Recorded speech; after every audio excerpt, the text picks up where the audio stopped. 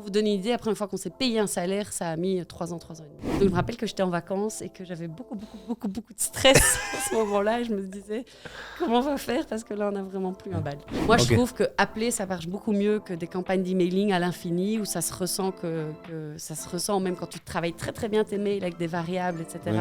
Je trouve que ça se ressent quand c'est des mails à la chaîne. Bienvenue dans ce nouvel épisode dans le salon, 1h30 de discussion tranquille avec un CEO hyper inspirant qui nous explique tout. Aujourd'hui, on a Florence de Student.be. Florence qui est une boîte incroyable, elle a la plus grosse communauté d'étudiants en Belgique. Elle va nous raconter vraiment comment elle l'a fait, comment elle a racheté le nom, la marque et tout ça. C'était pas du tout son objectif de carrière au début. Et maintenant, l'entreprise, ils sont 20, ils cartonnent, vous les voyez partout sur tous les campus. Elle va raconter ça vraiment sans aucune langue de bois. Il y a Youssef qui est là, qui va vraiment essayer d'aller voir au niveau sales comment elle arrive à construire sa machine de vente. Ça va être une top émission. Très bonne émission à vous. N'hésitez pas à commenter, liker cette émission. Un commentaire de l'émission, c'est comme si vous donniez 500 €. Imaginez la force que ça nous donne. Faites-vous plaisir, faites tout péter. Bonne émission.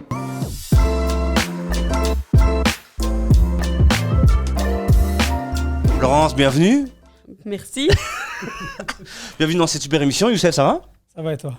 Ouais, très bien, très bien. T'es en forme, t'es chaud? On est vraiment bien mis, Florence. Je sens que ça va être un bel épisode. Ça va être un bel épisode. Florence, t'as une boîte? Juste. Student.be.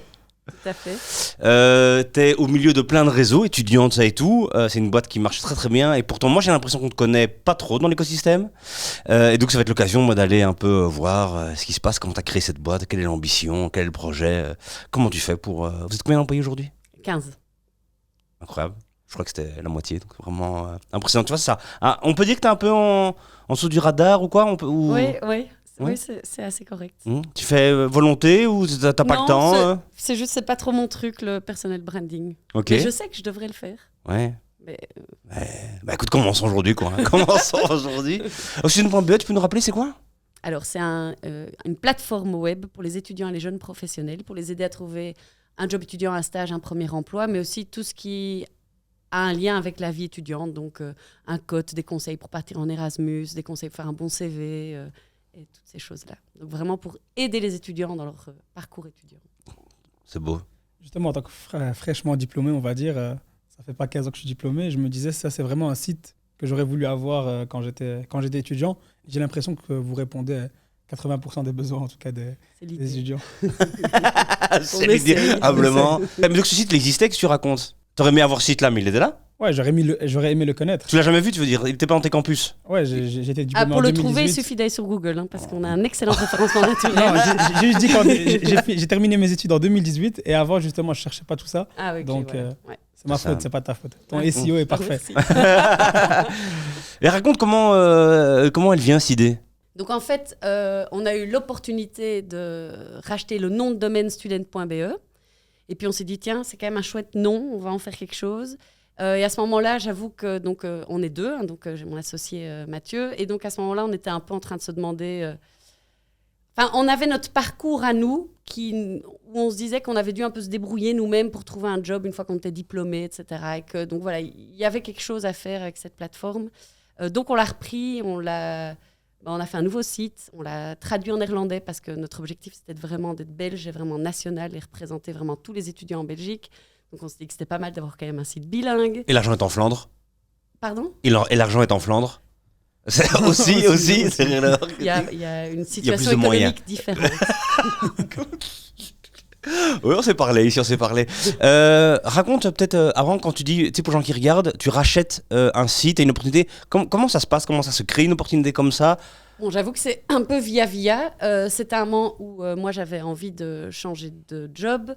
Matt, donc mon associé, qui n'était pas comme mon associé, évidemment, était aussi un peu en train de se chercher. Il avait lancé une petite start-up. Mais donc, voilà, on a attendu via que c'était à vendre. Et donc, on s'est renseigné et on l'a racheté. Et comment le nom de domaine en tant que tel. Hein. Ok. Le site t'as pas repris, c'est ça? Il y avait un site, mais il y avait des choses dessus qui nous intéressaient pas, donc on n'a pas gardé le site. C'était quelqu'un qui l'avait fait tout seul, c'était. Oui, voilà, c'était un petit truc. Ok. Et de nouveau, je vais pas te demander le prix, mais évidemment que tu peux le dire. Mais quand tu dis on s'est renseigné, comment on fait? Tu vois, quand ça se passe comme ça, il y a une opportunité, il y a un montant, tu t'es renseigné de quoi? Qu'est-ce que ça vaut? Qui t'a été voir? Un prix ça n'a pas duré longtemps, okay. Cette discussion, parce que c'était via quelqu'un que je connaissais. Ouais. Donc, 15 000 euros, c'était 15 000 euros. Non, c'était un Non. peu plus, mais c'était carrément payable avec nos fonds propres Ok. et nos économies, on va dire ça comme ça. Uh-huh.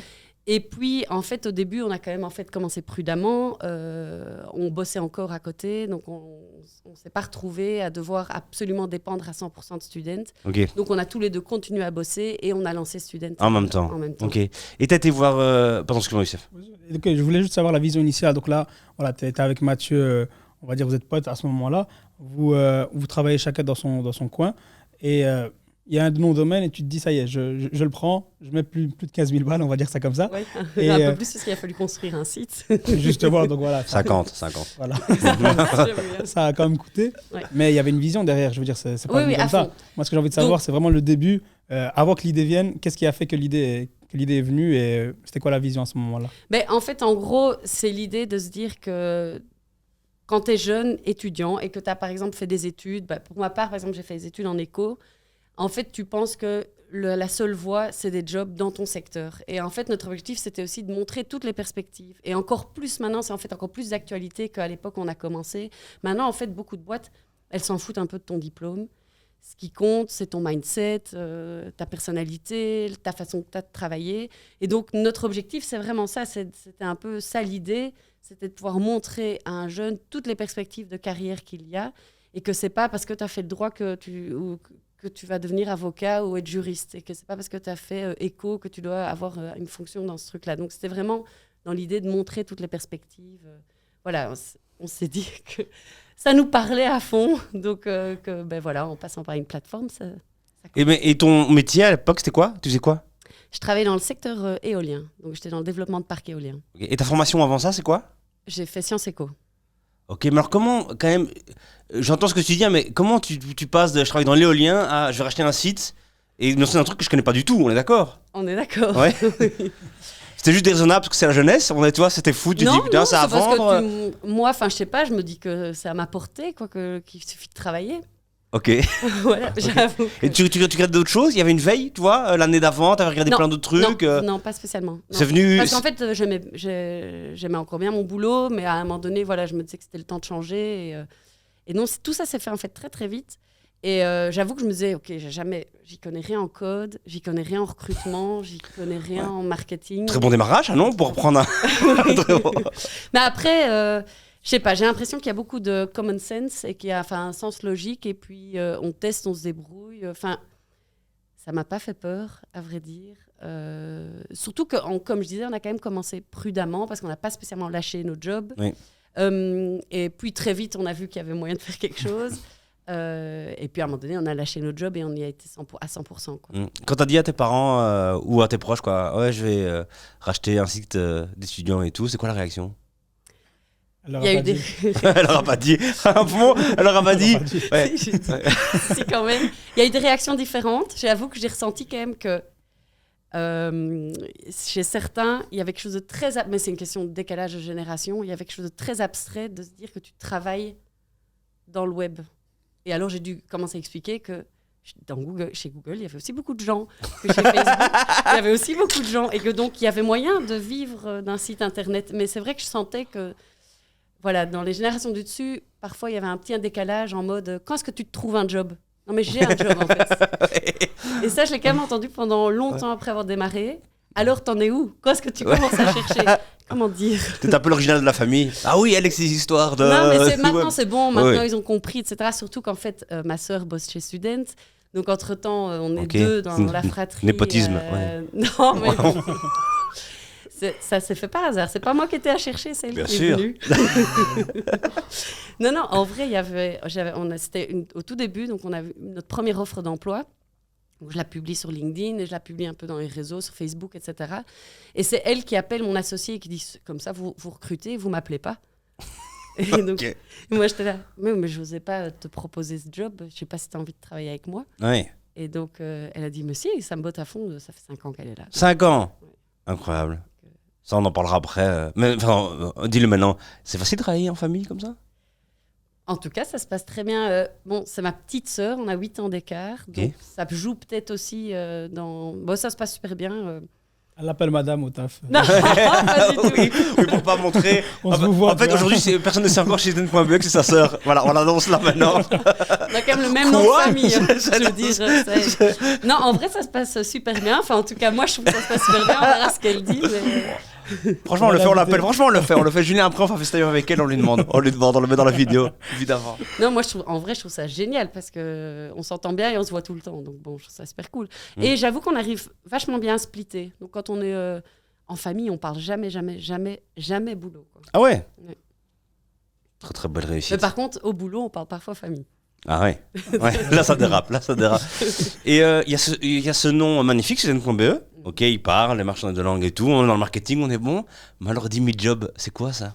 Ah, mais oui, en fait, c'est parce qu'on a racheté le nom de domaine. Donc, pour ça, on a dû racheter une boîte. Et le gars Qui s'appelait s'appelait Dimitri? Dimijob et le mec s'appelait Dimitri.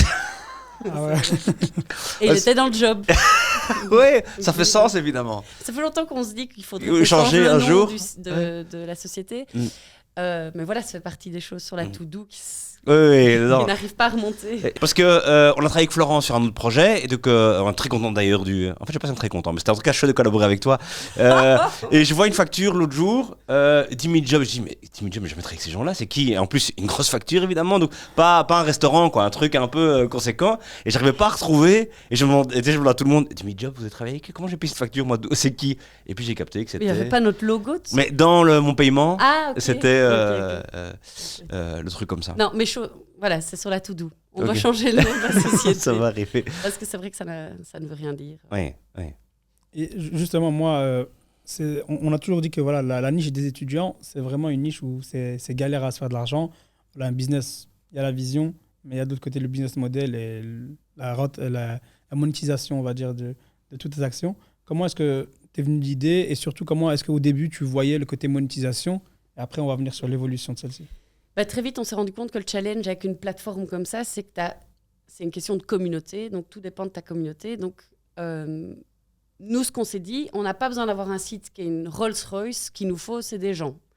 Et donc, mais pour avoir des étudiants, il fallait avoir des jobs. Mais pour motiver les entreprises à placer des jobs, il fallait avoir des étudiants. Donc, c'est l'histoire de la poule et l'œuf. Et donc, au début, ce qu'on faisait en permanence, c'est qu'on appelait des entreprises pour les convaincre de poster gratuitement sur Student pour avoir des jobs. Et une fois qu'on avait un peu des jobs dans une certaine région, hop, on pouvait commencer à faire des campagnes sur les réseaux. Donc, à l'époque, c'était surtout Facebook. Et donc, des campagnes sur Facebook pour aller atterrir des étudiants. Et c'est comme ça que petit à petit, on a vraiment réussi à créer cette communauté. Donc, en bossant vraiment pour avoir suffisamment de jobs pour attirer les étudiants et puis suffisamment d'étudiants pour que les entreprises soient contents et qu'ils aient des candidats. Donc, c'est vraiment ça le début. C'est pour ça qu'au début, on était en mode gratuit parce qu'il nous fallait du volume. Et c'est qu'à partir d'un certain volume qu'on est passé en payant, en fait. Volume, c'est-à-dire qu'un certain volume... Non, je ne saurais pas te dire, c'est qu'à un moment donné, on voyait qu'il y avait suffisamment de candidats par job. Et puis, on s'est dit, en fait, on peut monétiser maintenant ce Mais c'est pas volume, mais combien de temps ça t'a mis? Tu vois, combien de temps t'as mis entre on commence et le premier contrat payé, tu vois? Le premier contrat payé, je pense qu'il était assez rapide. Après un an, on avait un premier contrat payé. Mais pour vous donner une idée, la première fois qu'on s'est payé un salaire, ça a mis 3 ans et demi. Et là, tout le monde est calmé directement. Ouais, ça calme. Hein. Ouais.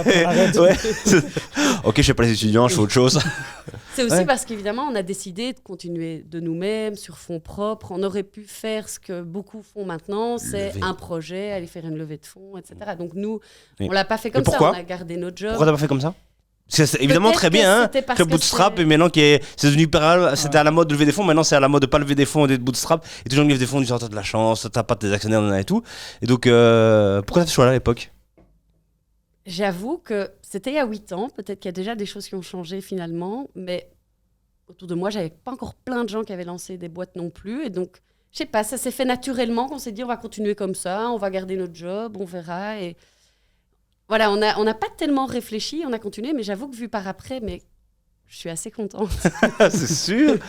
Donc, Et pendant ces 3 ans-là, sans salaire, c'était quoi les moments les plus durs et comment t'as fait pour... le moment le plus dur, ça je m'en rappelle extrêmement bien, c'est la création de ce site web. Donc en fait, c'est hyper dur de trouver des agences web avec qui ça se passe bien. Ça coûte cher, c'est de l'argent qui part hyper vite. Et il y avait quelque chose de très naïf de notre part. On pensait... On a un budget, on va créer un nouveau site, et puis c'est fini. Oui. Alors qu'en fait, dans la réalité, depuis qu'on a démarré il y a 8 ans, il n'y a pas un jour où il n'y a pas un développeur qui a travaillé sur le site. Donc en fait, on croit très naïvement, on développe une plateforme et puis on a sa plateforme et c'est bon, on peut commencer le marketing et le sales, etc. Mais ce n'est pas du tout le cas. En fait, depuis qu'on a commencé, on a tout le temps des développeurs. Et maintenant, dans l'équipe, on a 3 développeurs full-time. Ok. Mais on ne s'en rend pas compte, en fait, vu de l'extérieur. Et ils font quoi? Ils développent. Non, mais on ne s'en rend pas compte vu de l'extérieur parce qu'on ne se rend pas compte de tout ce qu'on améliore. Mais on travaille sur notre référencement naturel, on travaille l'optimisation du site. On travaille aussi à toute la face cachée parce qu'évidemment, sur le site, il y a ce qu'on voit et puis il y a tous les côtés utilisateurs. Donc, tu peux créer un compte sur le site et il y a toutes ces facettes-là. Et puis, on est tout le temps en train de faire évoluer le site. Oui. Donc, Mais attends, revenons alors avant. Et c'était quoi alors? C'est quand tu t'es rendu compte? Oui. C'est quand on avait pris tellement de retard avec les développeurs qu'en fait, ils nous avaient un peu arnaqués. Donc, on a déjà dû rentrer dans des histoires avec des avocats, etc., alors qu'on n'avait pas encore une rentrée financière. Et donc, tu rentres déjà dans des trucs compliqués parce qu'on est tombé sur une entreprise qui n'a pas toujours été très droite, on va dire. Enfin, je vous ai pas les détails. Voilà. Mais qui a commencé à eux-mêmes sous-traiter sans nous le dire. Enfin, bon, c'est... Et donc, je me rappelle que j'étais en vacances et que j'avais beaucoup de stress à ce moment-là. Et je me disais, comment on va faire? Parce que là, on n'a vraiment plus un bal. À ce moment-là, tu es encore dans l'éolien ou tu avais déjà lâché et tu es sorti? Non. Moi, à ce moment-là, j'étais sortie, mais mon associé était encore en train de bosser. Et comment vous avez fait alors pour... Est-ce que justement, parce que vous étiez à 2, ça a aidé Non, en fait, on a complètement arrêté avec eux. On a trouvé 2 autres développeurs qui étaient géniaux, qui étaient en freelance, mais on a fait petit à petit. Et on a vraiment... Comme on dit, je compare souvent, c'est peut-être un peu ringard, mais je compare un peu les sites web aux voitures. Donc, on a vraiment construit une petite Peugeot sans option.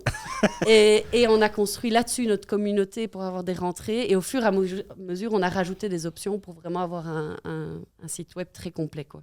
Donc, on a un peu changé de tactique, on va dire. Et ça a fonctionné. Mais donc, c'est vrai qu'au début, il y a eu vraiment beaucoup de stress et c'était vraiment lié à ça, à la création de ce site web. Et en fait, ce qui est très frustrant, c'est que tous les autres sujets, on sait se débrouiller.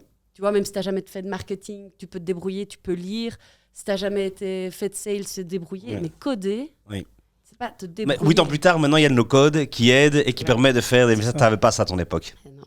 Ça sortait bien, c'est dommage, hein, c'est con. Ça pas mal du tout. C'est vrai. Ouais. Mais c'était ça la frustration, c'était que tu te sentais dépendre de quelque chose et que tu ne pouvais pas prendre ça en main toi-même. Quoi. Ouais. Et en plus, tu ne savais pas te challenger. Si tu as une boîte web qui te dit ça prend 3 semaines, tu ne sais pas dire, mais non, moi je pense que ça prend 3 jours. Tu vois. Maintenant, avec du recul, je sais beaucoup plus challenger parce qu'entre-temps, j'ai acquis beaucoup plus de connaissances au niveau web. Mais à l'époque, si tu me disais coder ça prend 3 semaines, je croyais, quoi. Oui, évidemment, c'est le début. Voilà. Et dans ces 3 ans-là, justement, quand est-ce que vous décidez, OK, maintenant, on se paye? Parce que tu sais que les salaires sont couverts, ou tu dis, OK, ça commence, et je sais que je vais faire une année incroyable, je fais le pari. Quand est-ce que vous êtes dit, est-ce que tu te rappelles, ce moment-là, vous avez dit, allez, on y va maintenant? On ne s'est pas payé de façon régulière, donc on a commencé à se payer quand il y avait suffisamment de rentrées pour couvrir les coûts et qu'il restait un petit peu pour se payer un salaire, quoi. On a fait les choses petit à petit. Et vraiment, petit à petit, quoi. Oui. C'est bien. C'est chouette. C'est pour ça que maintenant, c'est solide, pérenne, pour... Mais j'avoue que j'ai l'impression qu'on a une bonne base et des bonnes fondations qui sont assez agréables. Ouais, top. Tu parleras pas un peu de sales avec Florence? Justement, tu peux dire ça ou pas? Elle a parlé, j'allais venir dessus parce qu'elle a parlé du côté développement, tu as parlé de l'équipe marketing, de l'équipe sales. Je voulais savoir un peu l'équipe sales. Tu es intervenu chez nous ici sur la formation Sales Hunt. Donc, je voulais savoir un peu comment ça se passe, c'est quoi ton département sales, comment tu vas chercher les clients. Oui. Mais donc, en fait, nous, on est 5 sales chez Student, dont Mathieu et moi-même. Donc, voilà, donc on a commencé nous-mêmes à faire les sales. Et donc, comment est-ce qu'on s'y prend? C'est vaste comme question. Donc déjà, mais d'abord, c'est qui les profils dans l'équipe? Je veux dire, c'est quoi? C'est des SDR, c'est des business dev, c'est qui les 3? Tous, on fait les sales A à Z. Donc en fait, nous, dans l'équipe, il y a vraiment 3 grosses équipes dans l'équipe. Donc on a vraiment l'équipe sales, on a l'équipe, ce que nous, on appelle le customer success, donc qui exécute les campagnes vendues, et puis on a les IT. Et puis, donc en gros, les sales, on va tout faire. Donc on fait la prospection, on va faire le démarchage, on va faire les offres, on va signer le deal. Et une fois que le deal est signé, on va le transférer à l'équipe Customer Success qui va vraiment exécuter la campagne. Donc, en gros, les profils sales, il y a peu de tout, parce que comme je disais, on s'en fout du diplôme. Ok. Ce qui compte, c'est ton mindset, etc. Donc, dans les profils sales, je ne saurais même pas te dire exactement ce que tout le monde a étudié, parce qu'on a d'autres parcours. Incroyable. Mais qu'est-ce que t'attends d'eux alors? C'est quoi tu t'es engagé sur quoi? Sur quelle base? En gros, on n'a pas un produit si facile à vendre parce qu'en fait, on fait beaucoup plus que du job posting sur Student. Donc, on a vraiment toute une stratégie d'employer branding. Donc, on va vraiment aider les entreprises à se faire connaître auprès des jeunes pour donner envie de travailler chez eux. Et donc, on va travailler beaucoup plus loin que notre site web. Donc, on fait vraiment tout ce qui est marketing digital. Donc, on fait les campagnes sur les réseaux, Facebook, Insta, TikTok, Twitter, etc. On fait des campagnes d'emailing, mais on fait aussi des campagnes out of home, donc sur le terrain. On fait des campagnes d'affichage, de flyering, de campus interview tour. Donc, on va vraiment beaucoup plus loin que juste placer des jobs. Parce que c'est un peu ça notre message qu'on passe aux entreprises. En plaçant juste un job, en fait, c'est plus suffisant. Oui. Il faut travailler à se faire connaître, sa notoriété, mettre en avant ses forces, etc. Donc, en gros, en tant que sales, l'élément le plus important chez nous, c'est de vraiment bien comprendre le besoin du client. Parce que finalement, on a des clients super différents. On aura une petite start-up, comme on peut avoir une grosse entreprise internationale, comme on peut avoir un hôpital qui recrute des infirmiers. Donc, on a vraiment tout type d'entreprises différentes avec des besoins différents. Donc, il faut bien d'abord comprendre le besoin. Donc, avoir une bonne oreille. Ça, c'est vraiment un élément important. Et puis, sur base de ce besoin, bien arriver à comprendre quel est le produit que je dois proposer. Parce qu'en fait, on a pas mal de produits et ça peut paraître complexe pour certaines entreprises qui n'y connaissent rien en réseaux sociaux, etc. Donc, il faut savoir traduire et vulgariser notre approche pour qu'elle soit facile à comprendre. Et en fait, je ressens au niveau sales chez nous, c'est ça le plus important. Après, remettre l'offre et tout, ça c'est assez facile. Mais c'est vraiment bien comprendre le besoin pour savoir quel produit vraiment, quel service bien proposer.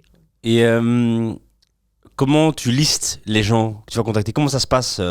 Ils vont appeler au hasard des boîtes? Il y a des campagnes de multicanal? Comment ça se passe un peu? Ouais, il y a plein de façons de faire, mais ça comment tu fais toi, si quoi. tu veux un hot lead ou pas. Oui. Donc moi, je vais souvent, par exemple, bêtement voir sur LinkedIn et je vois une entreprise qui recrute des jeunes.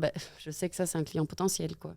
Et puis, sinon, on a aussi juste démarcher toutes les grosses boîtes. Pas toutes les grosses boîtes recrutent des jeunes.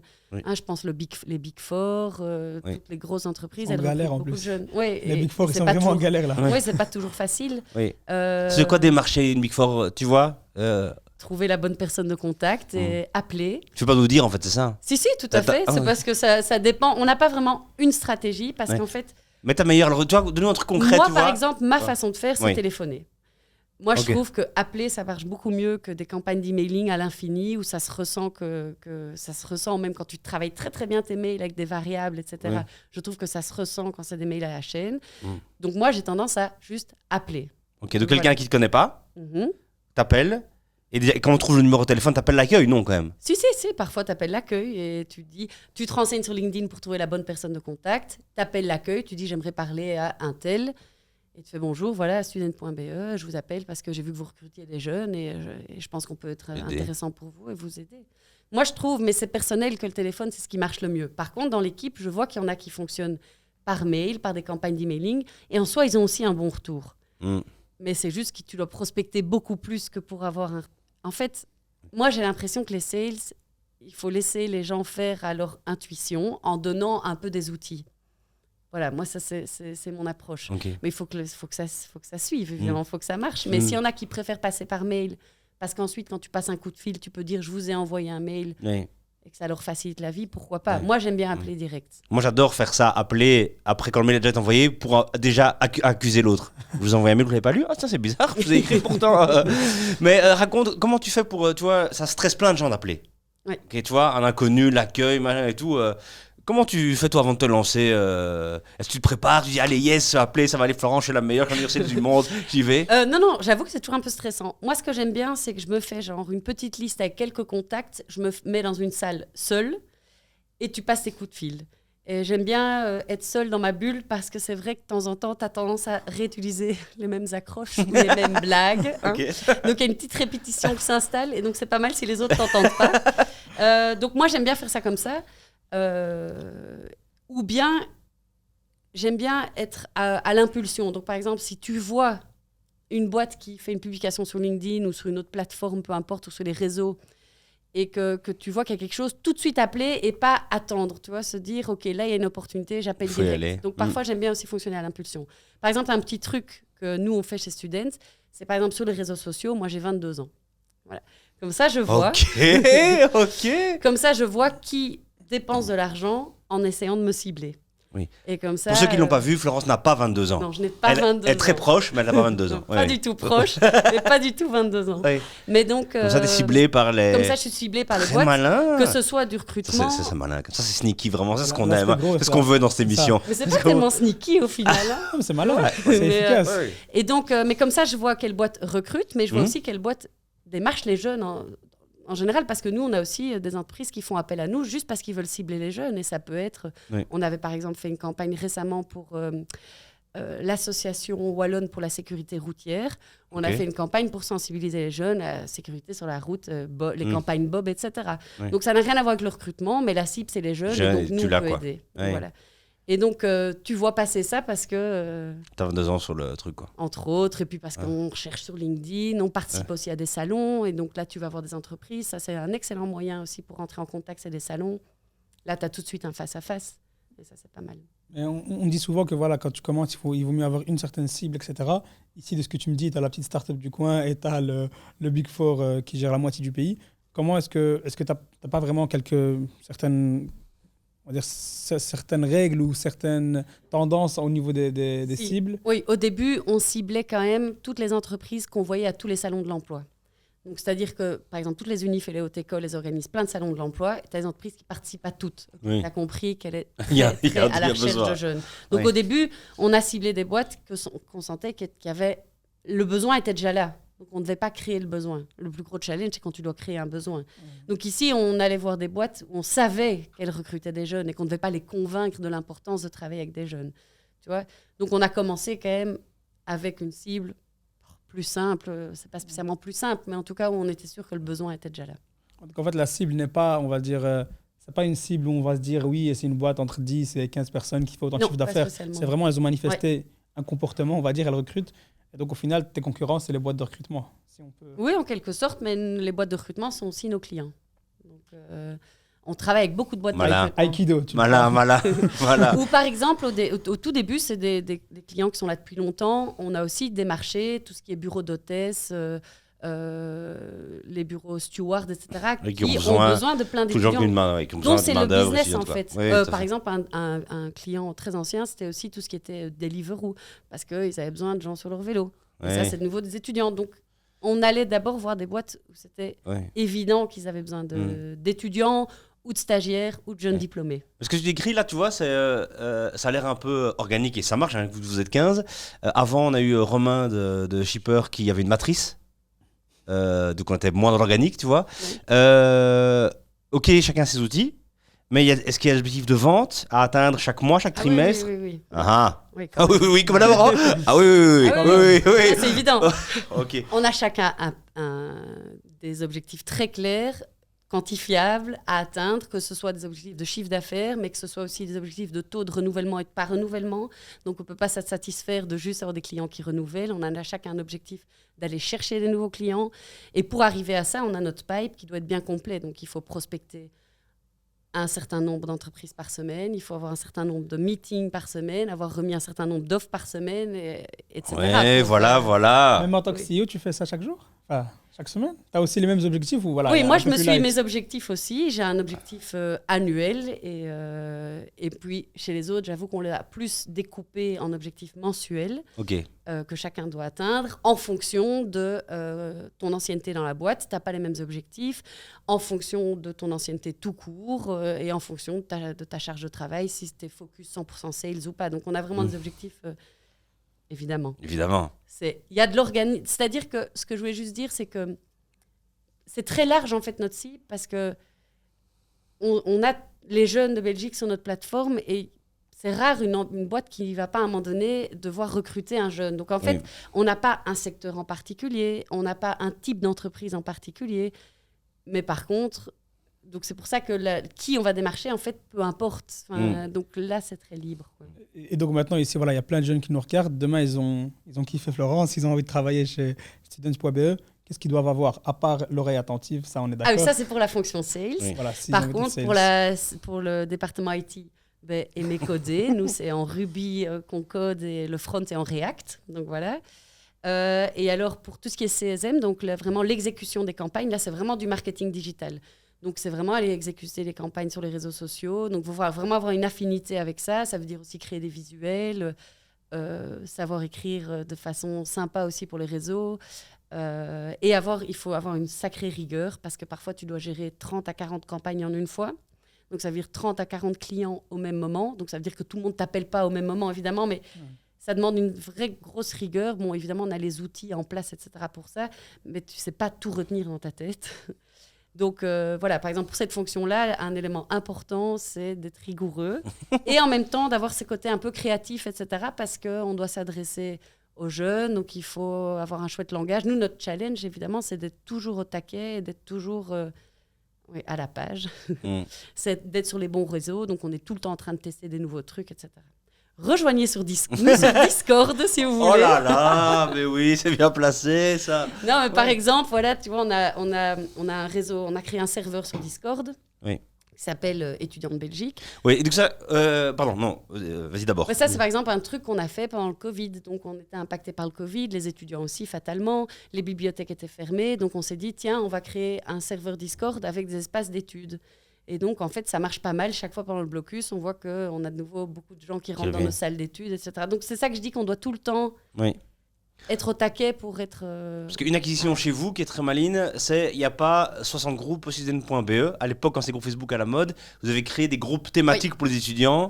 Et en fait, on ne sait pas toujours que vous êtes derrière, quoi. On ne sait jamais quoi. C'est vrai, Donc, c'était surtout au démarrage que ça nous a permis de bien démarrer. C'est qu'on a créé des groupes sur Facebook qui sont par exemple Job étudiant Bruxelles, Job étudiant à Liège, mais on a l'équivalent en Flandre, Studentenjobs in Roeselare, Studentenjobs in Antwerpen. Donc voilà, on a créé tous ces groupes-là qui sont des groupes qui ont une croissance assez organique, mais dans lesquels nous, on poste notre job.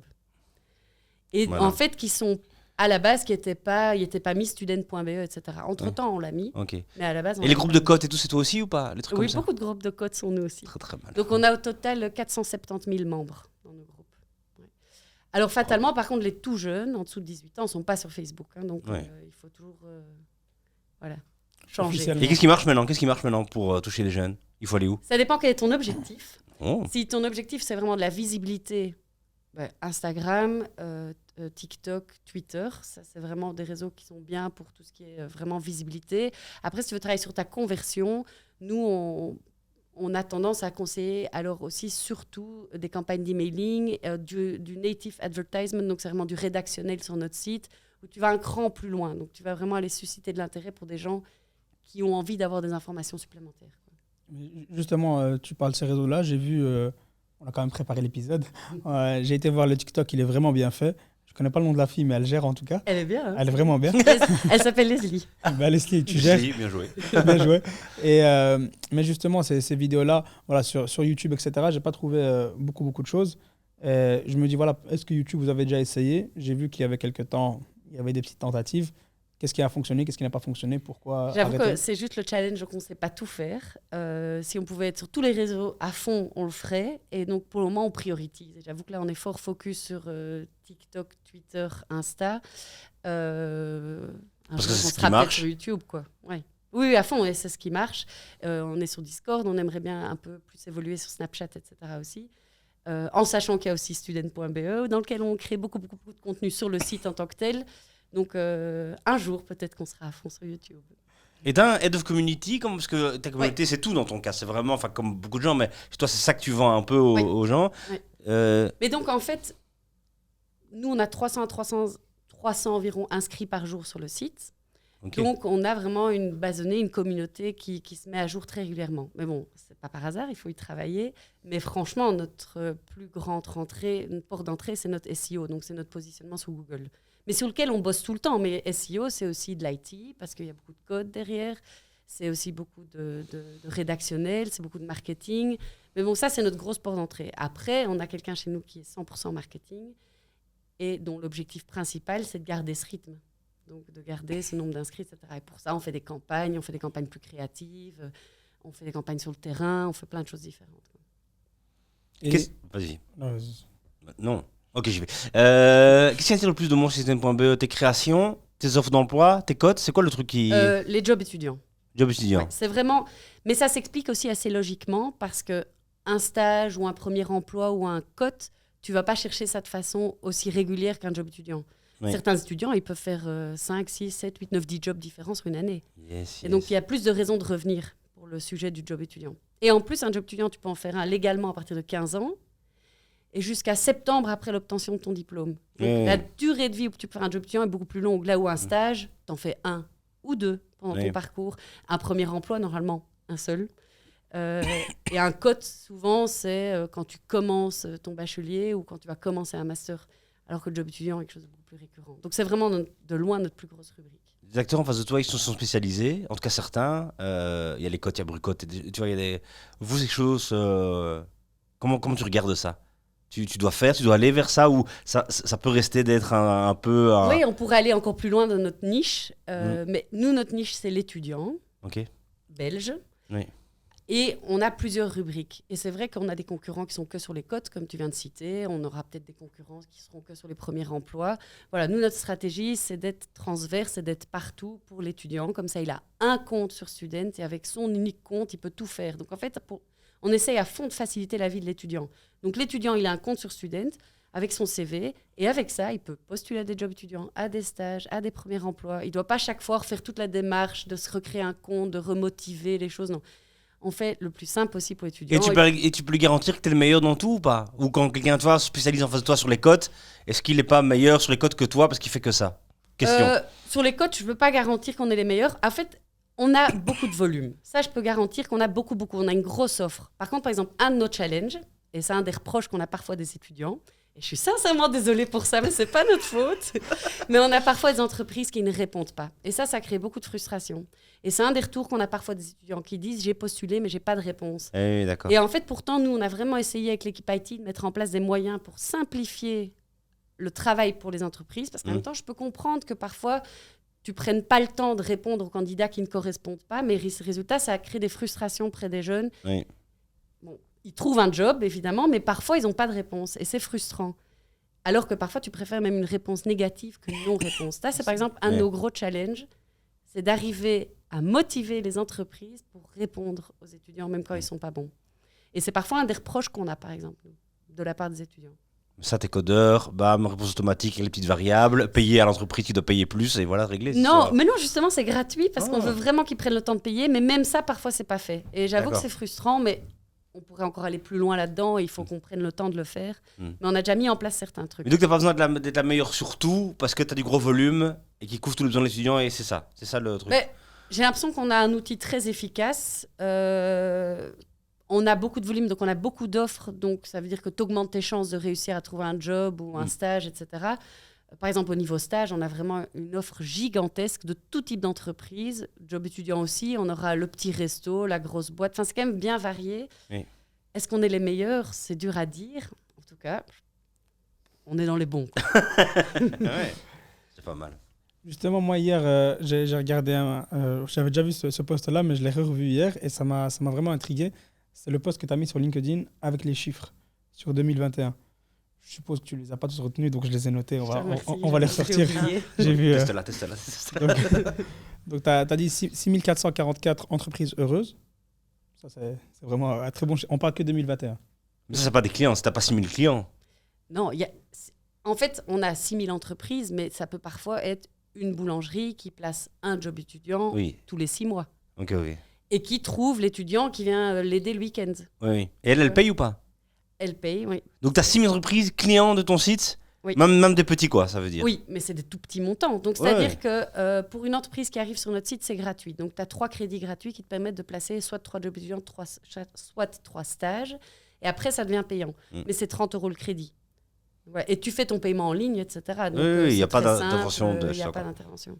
Donc, c'est pour ça que ça donne des chiffres pareils. Mais là-dedans, ça peut être un client qui a payé une fois 30 €. Oui. On va le tester un peu. Devine combien il y a d'étudiants pour 6000 entreprises. Combien d'étudiants inscrits sur une.be? Étudiants et jeunes professionnels, ouais. 50 000 postulés dans le chiffre. 50 000 qui ont postulé. Ouais. À qui ont postulé? Ouais. Ah oui, ça je sais pas. Non, 10 000 alors 720 000. Hein 720 000. Ça, c'est des faux chiffres, Florence. Non, c'est pas des Ça, faux c'est chiffres. c'est comme les boîtes non cotées, là, qu'on n'importe quoi. Ça, c'est le prochain Terranos. Hein. Youssef, ouvre les yeux, ouvre les yeux. On nous ment depuis le début de l'émission. Attends. Non, c'est pas jugé. des faux chiffres. Par contre, il faut les remettre en perspective. Ah. C'est le Covid. C'est l'année Covid. Donc, c'était en 2021, c'était l'été où il n'y avait pas de festival, tout était annulé. Oui. Donc, on a eu plein d'étudiants qui avaient perdu leur job et qui étaient très, très, très forts à la recherche. Donc, en fait, en moyenne, un étudiant chez nous, il va postuler à entre 6 et 10 jobs étudiants. Et là, les moyennes ont augmenté parce qu'il y en a plein qui ont perdu leur job, donc ils ont postulé à beaucoup plus de jobs. Donc, en fait, il y a un chiffre qui manque. Donc, il y a 6 400 entreprises, 720 000 candidats, mais entre deux, il y a le nombre de jobs, Ouais. évidemment. Donc, Le nombre d'étudiants ou de nouveaux étudiants et de jeunes professionnels qui ont rejoint la base de données juste en 2021, donc c'est là où on voit l'évolution. Je vais compléter ce que tu dis. 91 560. voilà. Mais moi, dans tout ça, ce qui m'a le plus choqué, c'est la dernière stat, c'est ton 3e enfant. Comment est-ce que tu fais Comment est-ce que tu fais au milieu de tout ça? Comment est-ce que tu arrives à gérer la vie perso, la vie pro? C'est un challenge. La petite larme.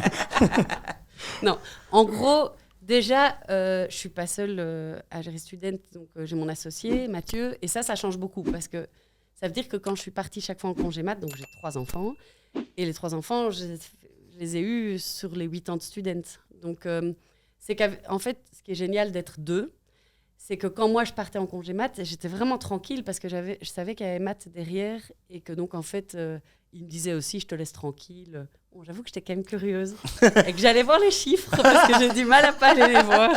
Donc j'avoue que couper, j'ai pas entièrement coupé, mais j'ai pas du tout eu de clients qui sont venus chez moi. Enfin, l'idée d'être 2 dans un contexte comme ça, c'est quand même génial. D'ailleurs, ça c'est vraiment le meilleur choix qu'on a fait, c'est de le lancer à 2 parce que c'est hyper gai. Parce que parfois, bon, je m'éloigne un peu de ta question. T'inquiète pas. Mais parfois, tu as des baisses de morale, comme je disais au tout début. Tu vois, on a eu beaucoup de stress parce que financièrement, c'était chaud avec les sites web qui nous coûtaient cher, etc.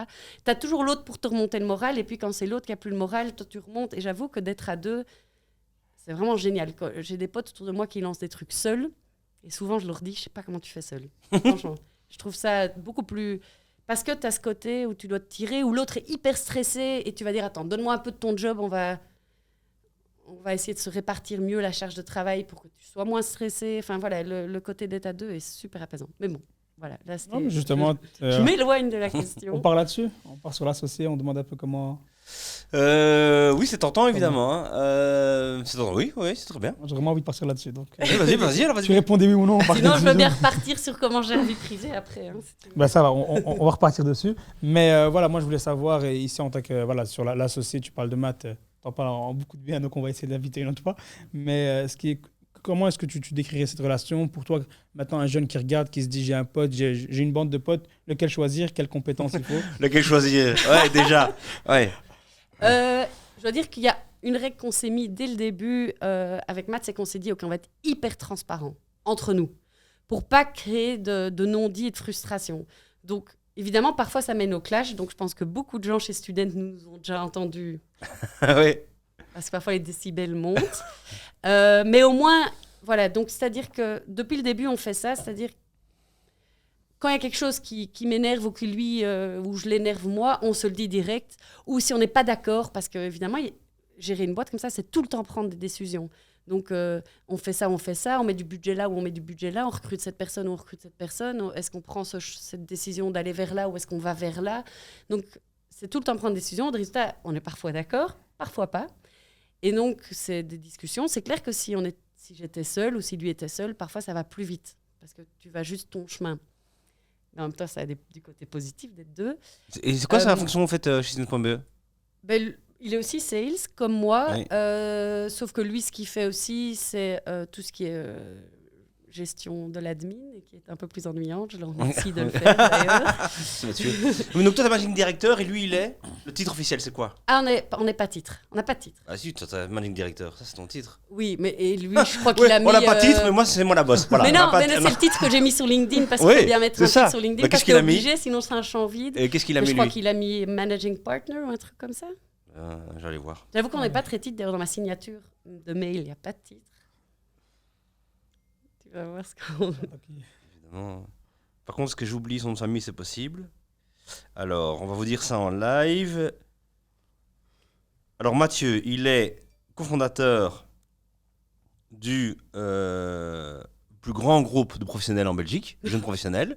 Donc ça, il n'y a pas de titre, mais il met la boîte en avant. On va y voir chez Florence. Je sais ce que c'est chez moi. C'est la même chose. Enfin, c'est pas la même chose, mais c'est le même CEO et style. co-founder. Non. Ok. Co-founder aussi, donc il n'y a pas. Je crois que tu avais Managing Director toi dedans, tu vois. Et donc je crois que tu avais mis toi en tant que hop là, on fait tout le deux pareil, mais moi j'ai le Managing Director de mon côté. Non, Pas t'as du vu? tout, pas du tout. Expert en recrutement et marketing et stratégie marketing. Oh là là, on va la Gen Z, incroyable. Ok. Ben, je m'excuse alors pour ces accusations. Pas de souci. Non fondées. Et ça vous avez de problème ça, même pour l'équipe, tu vois c'est qui le boss Non, tu c'est vois vrai que parfois, non, le côté le boss, c'est pas un problème, mais c'est vrai que même maintenant on a réglé ça, mais à un moment donné, c'était parfois pas toujours clair pour l'équipe chez qui il va s'orienter avec quelles questions. Oui. Entre-temps, c'est bon, on a cadré le truc et donc c'est bon. Mais c'est vrai qu'il y a une phase un peu comme ça de transition. Vous êtes à 50-50, c'est vous en fait la boîte ou il y a d'autres gens encore? Ou c'est vous deux? Non, il y a encore un troisième associé actif qui est un néerlandophone de Gand, Ok, qui s'appelle Ben Van Parijs. ok. Donc Il est venu donc on plus est tard? trois. Il est arrivé un peu plus tard. Ok. Ouais. Donc on est trois. Pour être exact. La Et donc la question, c'était... C'était la vie perso, la vie pro, ou alors dans la boîte de potes. En fait, il y a tellement de questions en attente là, sur la to-do list. Mais voilà, comment c'était Mathieu? Comment Ah, tu dans la identifié bande que de potes. c'était lui? Ah bon, c'est un peu par hasard parce que j'avoue que ça c'est par hasard parce qu'il avait lancé sa boîte qui venait de démarrer et qui se cherchait un peu et qu'il était à mi-temps donc il avait le temps et donc je lui en ai parlé et il a dit bah oui ça me botte en fait comme projet. Donc c'est lui qui avait le temps? Parce que parfois c'est il, bêtement simple. il avait le temps et il avait lancé un projet qui était un peu en lien Ok. avec ça mais il était pas encore loin du tout dans son projet et puis mais il y avait quand même déjà un peu quelque chose en lien avec l'emploi, les jeunes, etc. Et donc, je lui en ai parlé, il était motivé. Donc, c'était déjà un pote à la base, donc on se voyait, je lui en ai parlé, il trouvait ça chouette et voilà. Et j'ai une question, désolé, vu que dans la description on n'a plus rien à foutre ici apparemment, moi je reviens aussi Anthony moi Popcorn. là-dedans. Dimitri, à l'époque, lui, il voulait continuer, toi tu voulais pas? Comment ça s'est fait aussi cette histoire-là? Ah, mais donc le Dimitri en question, je le Ouais. connais pas parce que j'ai racheté à quelqu'un qui avait déjà racheté à Dimitri. Ah ouais, d'accord, Ok, Donc, d'accord. le Dimitri en question Dimitri. reste un grand mystère. Grâce à toi. Ok, donc soyons honnêtes, c'était ça ce qui est marrant cette histoire. Donc c'était en fait ce projet, c'est vous qui l'avez vraiment fait grandir. Il se refilait un peu comme un, tu vois, pas très cher, un l'un à l'autre. En gros, Quelqu'un l'a acheté il pour en faire. appartenait à une boîte qui à l'époque faisait, bon, je sais pas si c'est pas si- enfin, qui à l'époque faisait les Student Welcome Pack. Je sais pas si vous vous Oui, rappelez de ça, oui, c'était oui. des packs qu'on donnait sur les campus Oui, avec oui. des produits dedans. Et donc cette boîte-là a arrêté et donc le site vivotait tout seul. Oui. Et donc ça faisait des années qu'il vivotait un peu comme ça sans réelle gestion Oui. ou sans réel business derrière. Est-ce que tous les ans tu envoies une petite carte à Dimitri en disant Et je ne connais pas Dimitri. Ah oui, c'est vrai, que c'est pas du tout. On va lancer un avis de recherche. Ouais, Dimitri. Ouais, si tu nous regardes, Jimmy Job. parce que ça je me dis toujours, tu vois, quand c'était ton truc, c'est ton idée. Non, mais c'était pas son idée non plus. Ouais, dis, à c'est quoi cette Dimitri. histoire? Mais non. C'était son nom de domaine. c'est tout. Attention, le nom de domaine, il date de 2008. Ok. Et la personne qui l'avait lancé, c'est le mari de ma belle-mère. Quoi? Ah ouais, donc ça a fait le Attends. tour, c'est revenu. Puis c'est parti chez un certain Dimitri que je connais pas. Ok. Puis c'est revenu chez lui. Et puis encore une autre personne. Et puis il y avait plus grand chose avec. Et puis voilà, c'est venu chez nous. En gros. Incroyable. Et toi, t'as eu cette info quoi, à Noël, le mari de ta belle-mère a dit ce truc. Et En personne gros, n'a fait. c'était pas Noël, mais c'est en gros, Ouais. c'est un peu ça l'idée. Ouais. Marrant, marrant. Et ça lui appartenait lui et à quelqu'un d'autre que je connaissais pas. Et puis on est rentré en discussion. Tu te dis, Ça me paraît déjà loin, j'avoue. ouais. C'est loin. C'est loin. Et donc, revenons alors avec. D'accord, donc quand je me dis tu pars, voilà. Mais quand même, il reste 3 enfants à la maison. Comment ça se passe dans ta vie privée? Quelle place ça prend? Donc, je lis ça pas parce que t'es Florence une femme, mais c'est évidemment pour ça qu'on pose la question quand même. Mais moi, quand j'ai eu des enfants, je dois avouer que ma boîte, j'avais une autre boîte avant. Elle passait en premier. Dès qu'il y avait un problème, ça me passait être le problème le plus urgent de la Terre. Je devais le régler, quoi, le soir, le week-end et tout. Et donc, j'étais souvent, ce père un peu. Moi, la c'est hyper important. Mais s'il y a un problème, je vais toujours être. Donc, j'étais en fait les vieux pères de nos anciennes générations. J'étais ce connard-là. Maintenant, ça a changé. Mais j'ai dû être C'est ce vrai. connard-là, me faire défoncer pour. Comment toi, ça se gère Bon, déjà, on est 2 à la maison, donc je suis pas toute seule. Donc j'ai 3 enfants, mais on est 2, donc on est 2 à le gérer. Donc on se partage l'agenda et l'emploi du temps. C'est vrai qu'il y a un truc, c'est quand même chaud parce que j'ai parfois l'impression d'être un peu en mode bulldozer. Donc tu te réveilles le matin, tu t'occupes de tes enfants, tu fais les pique-niques, tu les mets à l'école, tu arrives au boulot, tu travailles toute la journée, tu reviens, tu prends tes enfants, tu fais les devoirs, tu fais à manger, tu les mets au lit. Mais ça, c'est pas toi qui fais ça quand même. Tu fais pas le matin, je vais à l'école et le soir, je vais les chercher, je fais. Mais on se partage les tâches, on se partage avec mon mari, donc on se partage les trucs. Oui. Le matin, on fait souvent ensemble. Moi, je les dépose à l'école. Lui, il va souvent les rechercher. Par contre, c'est moi qui m'en occupe le mercredi. Donc, on fait quand même un 50-50. Mais c'est vrai que c'est quand même, je peux pas me cacher, c'est quand même intense comme rythme. Oui, tu prends le mercredi après-midi. Oui. Pour ta famille. Oui. Incroyable ça. Si ça devait défendre, t'aurais pas pu faire ça. Tu vois, c'est bien. C'est tout ça de bootstrapper, de créer sa boîte que tu oui, peux. Mais c'est quand même un peu symbolique ce mercredi après-midi, je tiens à préciser, parce que en fait, je suis super souvent appelée par des clients, etc. Donc, je suis pas vraiment off. Il veut dire qu'ils sont dans Netflix le mercredi après-midi, ils sont devant des dessins animés. Ils viennent bosser à l'entreprise. Je les ai déjà emmenés chez viennent Students, c'est vrai. Non, en vrai, ils se font des TikTok. activités, etc. Et ils sont grands, ils savent jouer, etc. Et donc, parfois, je suis en train de travailler. J'ai souvent quand même un call le mercredi. C'est le moment où ils vont avoir un petit dessin animé, où je vais les lancer sur un jeu ou un truc comme ça. Mais j'essaye de pas le faire. Donc, j'essaye de pas bosser le mercredi après-midi, mais c'est pas toujours facile. Mais est-ce que c'est un sujet parfois chez toi cette boîte prend trop de place, tu vois En vrai, c'est un vrai sujet en couple, oui. Ouais. Faut être honnête. Oui. Parce que c'est pas si facile et c'est vrai que Student prend de la place. Et en plus, j'aime beaucoup travailler pour Student. Attention, j'aime beaucoup mes enfants aussi. Mais en deux, voilà. C'est normal. Bah, moi, c'est pareil. Moi, voilà, je te le dis, c'est pareil. J'adore mes gosses, mais en deux. Non, voilà, c'est pas en deux. En préfère vrai, c'est pas en deux, mais c'est parfois, t'as des urgences, c'est pas facile à gérer. Oui, c'est ça. Mais je trouve que ça marche, quoi. C'est par contre fatigant. En tout cas, on dit qu'il faut avoir du me time. Ça, le me time... Il n'y a plus quoi. Il y a pas. Ça, c'est En ce moment, il n'y a pas. En même Ouais. temps, mon dernier, il a 1 an et demi, donc il est vraiment encore petit. Non. Donc un jour, j'aurai de nouveau du me time. Peut-être un jour, j'aurai trop de me time. Sûrement. Ouais. Ça risque d'arriver. Ouais. En même temps, c'est très perso ce que je veux dire, mais moi j'adore comme ça une rythme à du 100, une vie à 100 à l'heure. C'est quelque chose qui me correspond. J'aime bien ça, mais voilà. Justement, là, je suis en train de m'imaginer, bon, pendant le Covid, tu n'avais que 2 enfants, mais c'était une période où Student a explosé, où tu avais toute la famille à la maison toute la journée. Oui. Comment est-ce que vous avez géré Student ça? a explosé au niveau visite sur le site, mais n'a pas du tout explosé au niveau business, parce que toutes les entreprises avaient gelé le recrutement. Tout en pause. Oui. Donc c'était pas du tout une période très agréable, à me dire. Justement, comment vous avez géré ça chez Student? Mais donc en fait, on s'est tous mis au home working. Il y a une partie qui a dû aller en chômage technique parce que on faisait du terrain. Tous les campus étaient fermés. Donc tous ceux qui étaient responsables des campagnes sur le terrain, ils n'avaient carrément plus travaillé, ils n'avaient plus leur job. Par contre, on a réussi quand même à pas mal nous renouveler parce que à ce moment-là, toutes les unifs et les hautes écoles, toutes leurs journées portes ouvertes, etc., étaient annulées aussi. Donc en fait, on a pu aider les unifs et les hautes écoles à se faire connaître auprès des jeunes sortant de réto. Et donc en fait, on s'est créé un peu un nouveau business model qui est encore là maintenant. Donc les unifs et hautes écoles sont encore nos clients. Et donc ça, c'est hyper chouette. C'est un nouveau truc qu'on a créé pendant le Covid. Mais ça n'a pas du tout explosé au niveau business. Par contre, ça a explosé au niveau visite sur le site parce que tous les étudiants ont perdu leur job. Enfin, pas tous, mais plein de jobs étudiants n'ont plus eu lieu. Oui. Et donc... toutes nos statistiques ont explosé. Ce n'est pas du tout la réalité, ces chiffres de ces années-là. D'accord. Et justement, est-ce que tu as des jobs, parce que je suppose que tu envoies des centaines de milliers de jobs qui sont sur la plateforme. Est-ce qu'il y a des jobs auxquels tu n'aurais pas pensé ou que tu te dis, ça, c'est vraiment, j'aurais postulé en étant plus jeune, c'est un truc que j'aurais kiffé? Mais ce que je trouve hyper chouette maintenant dans les jobs étudiants, c'est que tu as une évolution qui est en train de se faire, c'est les jobs étudiants en lien avec tes études. C'est quelque chose qui existait moins avant et qui a de plus en plus maintenant. Et je trouve ça très chouette. Par exemple, tu étudies le marketing et tu peux bosser en tant que marketeur digital dans une boîte. En job étudiant, mais déjà, c'est super chouette sur ton CV. C'est une vraie chouette expérience. Ça va t'aider à savoir ce que tu veux comme premier job après. Et là, il y a une vraie tendance vers les jobs de qualité, quoi. Enfin, en lien avec tes études. Ça, par exemple, je trouve ça un chouette type de job qui n'existait pas avant. Moi, en tout cas. On va maintenant revenir sur tes médailles, enfin tes gommettes rouges ou vertes. En 8 ans, c'est quoi ton plus gros foirage dans Student.be? Le truc où vraiment, tu dis, mais là, j'ai déconné. L'alarme qui monte là. Non, pas du tout. Je réfléchis, je vois certains foirages. C'est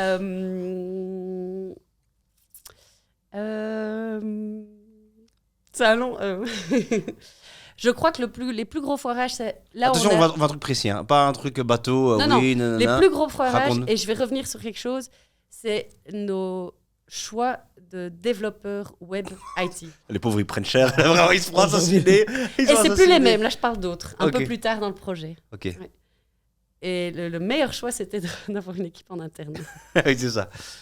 Non, mais c'est un vrai truc qui, chaque fois, coûte fou l'argent et amène énormément de stress. Mm. C'est ce qui m'a chaque fois amené le plus de stress, c'est quand on faisait des refontes de notre site web. Mm. Parce que c'est le sujet sur lequel on n'avait pas Oui. les compétences, quoi. Donc, le plus gros foirage, c'était où on a vraiment perdu beaucoup d'argent. C'était dans le choix du fournisseur. Je ne citerai pas de nom. Au Gaddafi viendra jamais postuler chez Student.be. Elle n'a pas les développeurs. Elle n'a pas les Si, développeurs, si, c'est comme ça. Maintenant, on a 3 développeurs en interne, ça se passe super Ouais. bien, c'est Ouais. méga gai. Mm.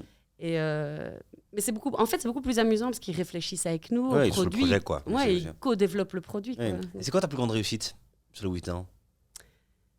Je pense que ça reste quand même je dirais 2 trucs. D'une façon plus basique, juste la taille de notre communauté. Le fait d'être devenu vraiment la plus grosse communauté étudiante en Belgique, aussi bien du côté francophone que du côté flamand. Il y a très peu de joueurs nationaux. Il faut bien Ok. se rendre compte que la plupart sont soit francophones, soit néerlandophones. Et il y a très peu de boîtes qui sont des 2 côtés. Et ce bilinguisme va jusque dans l'équipe. On a une équipe vraiment plein de flamands, plein de francophones, plein de bilingues. Et je pense que la seconde chouette réussite, je pense que c'est l'équipe, parce que moi, j'adore notre équipe. Et je trouve que les gens sont là vraiment depuis longtemps. Et j'ai l'impression que les gens aiment bien leur job. Et je trouve ça paraît un peu gnangnan, mais hyper important. Et je trouve que ça, c'est l'autre grosse réussite, c'est l'équipe. Quand on entend ça, franchement, il y a le côté francophone, néerlandophone. Je me dis, on descend un peu plus, on va sur le marché français, on monte un peu plus, on va sur le marché hollandais. Est-ce que ça t'a déjà effleuré l'esprit? C'est prévu? C'est une décision qu'on a dû prendre il y a déjà quelques années. On s'est dit, soit on grandit au niveau vraiment vers d'autres pays, soit on va plus loin dans notre service. Donc on va plus dans un développement en profondeur. Et en fait, on a opté pour ça. Donc, parce que le challenge, si on allait vers l'étranger, c'était chaque fois que tu dois recréer ces communautés. Alors qu'ici, maintenant, on renforce notre communauté, on essaie de l'agrandir de plus en plus, mais on va plus loin dans les services qu'on propose. Donc, voilà, c'était vraiment un choix qu'on a fait. Et par qui tu veux te racheter, toi, alors? T'as déjà reçu des propositions? C'est déjà arrivé. Mhm. Et Moi, je pense qu'un T'as potentiel... entendu que ton la voix juste, la voix vraiment descendue un Ouais. petit peu. C'est déjà arrivé. Ouais. Mhm. Non, mais des potentiels racheteurs, ça peut être des gens dans le recrutement, comme ça peut être... ça pourrait être des groupes intérim, comme ça pourrait potentiellement être des groupes de presse. Médias, Parce que, ouais. voilà, des Et médias. pourquoi t'as dit non jusqu'à présent? Pourquoi Parce que pour le moment, on était vraiment dans... On avait tellement notre plan de vers où on voulait aller avec Student.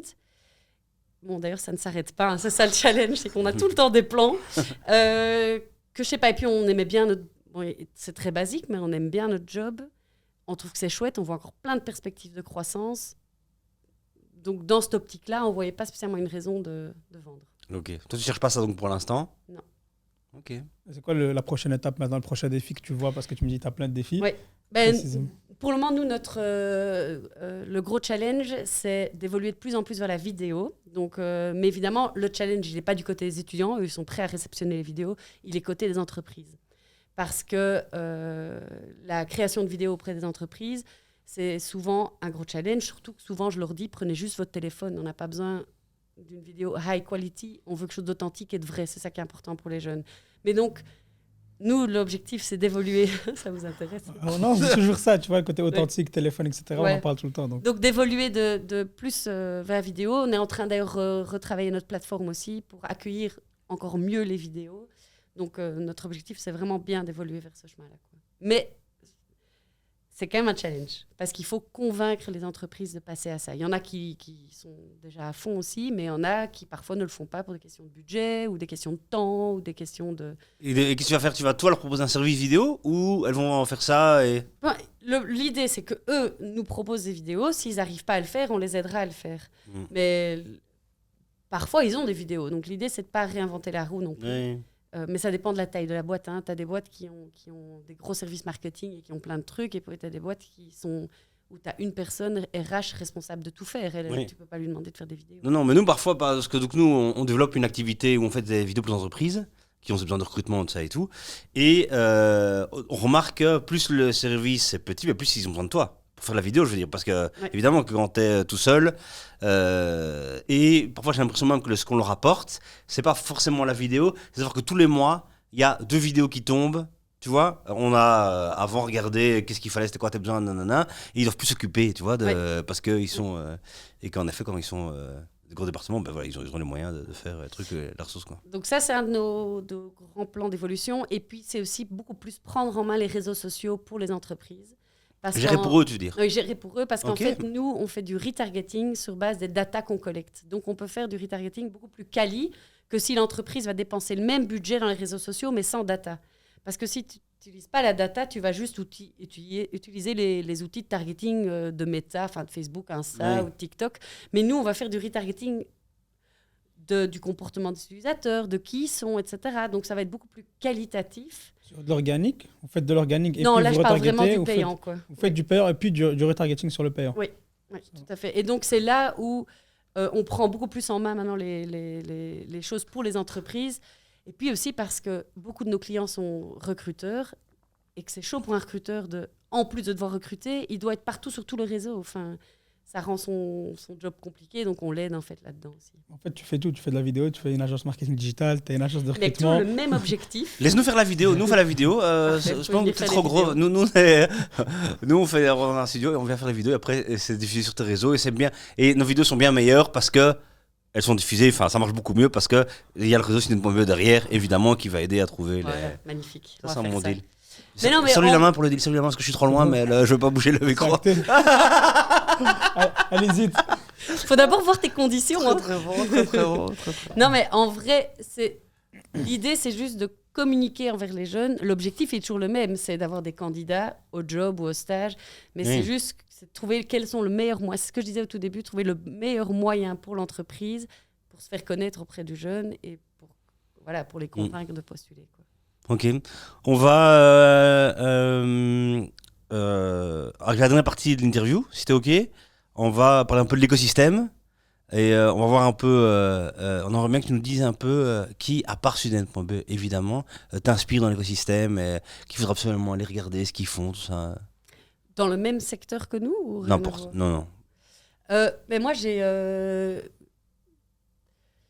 comme ça quelques potes avec qui je discute de temps en temps, qui ont aussi des projets, etc. Et souvent, je ne sais pas si le mot inspiré est le meilleur, mais souvent où c'est par l'échange, etc., que ça te donne beaucoup d'idées, etc. J'ai comme ça quelques potes autour de moi avec qui j'échange. Je n'ai pas spécialement une boîte que je me dis « Waouh, ce qu'ils font est Bah, tu peux nous dingue. dire ces gens, c'est quoi les boîtes qu'ils Par font exemple, j'ai une bonne pote qui a lancé Community, mais déjà aussi, il y a déjà quelques années aussi. Vous connaissez Oui, Ouais. Anne-Laure. Anne-Claire, ouais. Anne-Claire. Anne Fletteren. Et donc ça, c'est... J'allais faire un van, tu vois, mais j'étais. Anne-Claire. Ouais. Mais elle, par exemple, c'est une pote avec qui j'échange beaucoup parce Ok. qu'elle est dans le web aussi. Ça n'a rien à voir parce qu'elle, c'est une plateforme Parking, pour la ouais. mobilité douce et le parking. Voilà. Mais c'est un SaaS. Oui. Donc c'est différent, mais on code dans le même langage. Donc, et puis, on est confronté au même challenge, le recrutement, garder les gens motivés, la communauté, en fait, etc. Et donc, par exemple, on échange souvent et souvent, ça amène plein d'idées. Et j'ai comme ça d'autres potes avec qui j'échange aussi, etc. Et ça donne des choses. Et ça m'inspire en échangeant, etc. Parfois, je participe aussi à une conférence par-ci, par-là. Et je trouve que quand tu participes à des trucs comme ça te donne aussi des idées. Donc Anne-Claire Commuti. C'est Anne-Claire ou Anne-Laure? Je sais plus. Anne-Claire. Anne-Claire Commuti. Oui. C'est ça pour les gens qui regardent, qui peuvent aller, tu vois, regarder suivre. Ça, c'est quelqu'un qui t'inspire. Est-ce que tu investis déjà là, vu que ça marche tellement bien sur Student.be, hein, soyons honnêtes, vous êtes 15, voilà, bootstrappé, c'est la folie cette histoire. Merci pour ton enthousiasme. Est-ce que tu as déjà investi dans les startups en Belgique? Non. Pourquoi? Parce que j'ai pas vraiment le temps. Par contre, j'ai beaucoup de potes en conseil. Donc, qui viennent chez moi en me disant... Merci, mais bon, t'as réussi, tu peux quand même mettre un chèque avec ce conseil. Non, mais non. Ah, bah non, Mais non, mais moi, si. je trouve ça super chouette. Ok. Mais non, en vrai, j'avoue que je suis tellement focus sur ce qu'on disait, quoi. Donc, il y a déjà l'équilibre familial-privé que j'ai envie de déjà réussir ça. Mm. Et donc... C'est la réponse qu'on a tout le temps, et attention, hein, je comprends tout à fait, mais question pour t'emmerder, comment on fait dans l'écosystème si les gens qui ont réussi. Alors il y a différents niveaux de réussite, hein, mais n'investissent pas dans les startups. En France, tu vois, il y a beaucoup plus de gens qui investissent de nos générations, donc pas les Bingel 50-60, tu vois, qui investissent des petits tickets, hein, tu vois, mais pour soutenir ça. Mais attention, parce que nous, on a réussi au niveau communauté, au niveau etc. Mais c'est pas pour ça qu'on a plein de moyens pour investir dans les boîtes. Hein. Enfin, je veux dire, réussir veut pas dire que, enfin, tu vois, je veux dire, on est dans un équilibre, quoi. Oui. Donc pour le moment, je pourrais plus donner de mon temps et des conseils, mais je sais pas investir financièrement dans des boîtes, quoi. Ok. 25 000. Non, pas maintenant. Parce que j'avoue qu'on est tellement en train de grandir sur Student que dès qu'il y a quelque chose, on réinjecte tout le temps dans Student. C'est beau. Quoi. Mais c'est parce qu'il y a encore tellement de... Si j'avais une sensation qu'on arrivait à une fin, je le ferais plus. Mais là, c'est parce qu'il y a encore tellement de voies d'évolution que j'avoue que pour le moment, on fait ça. Ça n'empêche pas qu'on peut quand même donner de son temps. Bien sûr, et c'est très gentil, attention. C'est pas ça, merci. Mais, et ça, je trouve chouette à faire. Quoi. Et puis, on verra. Peut-être que plus tard, on le fera autrement. Mais pour le moment, c'est comme ça. Quoi. Si un jour vous revendez, ben voilà, ce jour-là, qui sait un truc comme ça. Là, j'ai une question vraiment très personnelle. Combien t'as de cotes? Si t'es la reine des cotes et t'as toutes les datas, tu dois avoir plein de cotes, non? Conseille-nous un peu. Combien de cotes de logement étudiant sur le site? Non, toi, en perso. Moi? Oui. 0, j'ai pas de cotes. Quoi? Non. Moi, première chose, renard que je suis des surfaces, si j'avais tous les codes, toutes les datas, tout ça, ben, j'irais chez mon banquier dire tu me finances. T'as jamais eu envie de faire ça? Non, j'ai une maison pour moi. Oui, très contente. félicitations. Félicitations. Incroyable, ouais. Ça, c'est beau. Ça. À tel point, t'es focus sur ta boîte. Ouais. Incroyable. Je me suis jamais dit que j'allais aller acheter des cotes. Quoi? Elle va sortir, elle va appeler son Sérieux? banquier direct. Putain, mais ça, c'est vraiment. Non, mais un jour, j'achèterai peut-être des cotes. Ouais. Ok, marrant. Moi, je m'étais imaginé, toi et Mathieu, vous avez chacun 50 cotes à Bruxelles minimum, tu vois, vu que vous avez tous les trucs, vous savez, comme tu disais si bien dans cette émission d'RTL, qu'on conseille les gens d'aller voir, quand est-ce que tu commences à regarder, vous avez tout donné, quoi. Non, mais c'est vrai qu'en plus, le code, c'est le bon plan, parce qu'il y a un déséquilibre entre l'offre et la demande. Non Ouais. Et vous avez pas de club de conseil d'investisseurs, tu vois? Non. Incroyable. Non, on n'est pas trop là-dedans. C'est bien. C'est peut-être une faiblesse. Hein. Non, je sais pas. je sais pas. Ouais, non, marrant. Je regrette que. Ok. Comment on améliore quand même l'entrepreneuriat en Belgique? Qu'est-ce que tu penses? Toi, tu pourrais. T'es la ministre, tu peux décider, d'accord? Ouais. T'es de. Mais il y a des trucs quel comme levier? ça. Quel levier tu. Il y a des trucs que je le fais depuis des années, mais des trucs que je trouve absurdes. C'est par exemple le système de primes. Donc, on a droit à des primes, tu dois introduire des dossiers, des bazars, des trucs. Pourquoi? Enfin, moi, quelque chose que je trouve terrible. Je vais changer autrement mon truc, c'est engager coûte tellement cher. Je dis quelque chose de bateau, mais par exemple, à un moment donné, nous, on avait un bon résultat après les 6 premiers mois, donc cette année, en 2022, et on a voulu remercier l'équipe en versant une prime. Mais les primes, c'est tellement taxé, mais c'est la folie. Donc, en fait, tu donnes 1 000 €, il reste 333 €, quoi. Oui. Et donc, ce système de primes, après on s'est renseigné sur les alternatives, mais tu restes super taxé. Donc je trouve que l'emploi, le salaire, bon, je dis vraiment des trucs bateaux que tout le monde sait, mais nous, c'est notre charge principale, c'est notre coût principal, c'est l'équipe. Et je trouve que l'emploi est tellement taxé, et en plus, pour rewarder quelqu'un, c'est aussi supra-taxé. Donc il y a quelque chose de pas facile, je trouve, de pouvoir... Moi, j'aimerais bien avoir un truc un peu flat. J'aime bien rewarder les gens dans l'équipe quand ça marche bien, etc. Eh bien, c'est vraiment très, très compliqué, quoi. Et alors, à côté de ça, tu as des espèces de primes où tu dois introduire des dossiers, des trucs. Enfin, une espèce de simplification administrative serait extrêmement agréable. Bienvenue. Quand Ouais. tu dis bien, c'est extrêmement agréable. Mais oui, c'est vrai. Ce serait extrêmement agréable. Et mais c'est vrai. toutes les petites boîtes sont confrontées à ça, mais en fait toutes les grosses aussi, sauf que les grosses elles ont des départements admin. Évidemment. Et donc nous, c'est vrai que ça nous, c'est tout le temps des exceptions. Je sais pas, je trouve que l'administration et l'administratif dans une boîte, c'est vraiment un gros bazar. Et comment t'as fait pour les primes alors cette année? Quelle stratégie t'as trouvé? Ben, je fais comme tout le monde fait, j'introduis des primes auprès de la région Bruxelles-Capitale parce qu'on est basé à Bruxelles. Non, pardon, pour les primes de tes employés, je veux dire. Quelle solution t'as trouvé? Est-ce que t'as trouvé un truc qu'on pourrait répliquer ailleurs? Elle les a pas reversés. On est d'accord? C'est la réponse, je te gardais. Non, au final, qu'est-ce qu'on a fait? On a donné la possibilité à chacun d'inviter. Enfin, on a fait un gros resto d'équipe, donc on a commencé par ça, où on s'est fait bien plaisir. On a fait un cadeau, mais c'est plafonné aussi. Donc on a fait ce qu'on pouvait pour arriver à peu près à un chouette montant par plein de chemins différents, mais c'était pas simple. Nous, on avait juste envie de verser une prime, en fait. C'est très Simplement. bon. On avait juste envie de verser une prime. Mais oui, Ouais. non, mais c'est Ouais. vrai. Ouais, j'ai c'est envie vrai. de s'est verser retrouvé une à prime. avoir des restos à choisir, à passer son temps. Mais c'est vrai Tout que à fait. voilà, c'est Donc compliqué. ouais, on s'est fait un gros resto d'équipe, c'était très sympa, on a fait des petits cadeaux et des trucs comme Oui. ça, mais c'est pas la même chose quand même, quoi. Youssef, si tu veux, je te laisse conclure par tes 2 questions, vu que c'est toi qui les as écrites. J'ai pas envie de te les voler, toi. J'ai l'impression que. Moi, justement, j'ai 2 questions après. Là, j'en ai tellement écrit que j'ai Attends, oublié. on va tricher, on va regarder. Est-ce que c'est celle-là? Ou est-ce que tu peux poser celle-là après, en tout cas? Ouais, Génial. justement, maintenant, on a parlé un peu au niveau systémique, comment améliorer l'entrepreneuriat, mais de manière concrète, tu as une petite sœur de 8 ans de moins. Si demain, elle te disait, j'ai pas envie de travailler pour toi, ce que tu pensais, mais elle a plutôt envie de lancer sa boîte, comment tu la conseillerais? Quels seraient les conseils que tu donnes à un jeune entrepreneur? C'est vague comme question. Oui, non, c'est vague, mais je conseillerais de pas faire ce qu'on a fait. C'est-à-dire que nous, on a eu l'opportunité de racheter un truc, on a racheté, mais on n'avait en fait pas encore le business model en tête. C'était juste une opportunité, on a sauté dessus. Mais je ferais les choses plus à l'endroit, c'est-à-dire de d'abord réfléchir au business model, à ce que tu vas vendre, à si tu réponds vraiment sur un besoin sur le marché. Donc vraiment d'abord réfléchir à ton produit et puis te lancer.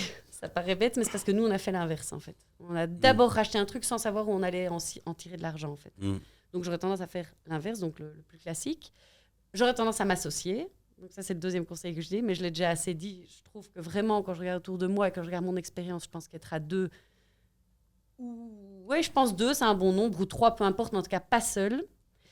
Et alors, si tu veux clairement quand même accélérer ta croissance, j'aurais tendance à démarrer 1 ou 2 ans seul pour quand même déjà un peu démontrer ton business model et avoir déjà un peu quelques clients pour être sûr que tu vas avoir un produit. Et puis, pourquoi pas quand même aller chercher de l'argent pour accélérer ta croissance, mais en ayant quand même déjà un peu un produit et un peu quelque chose qui fonctionne.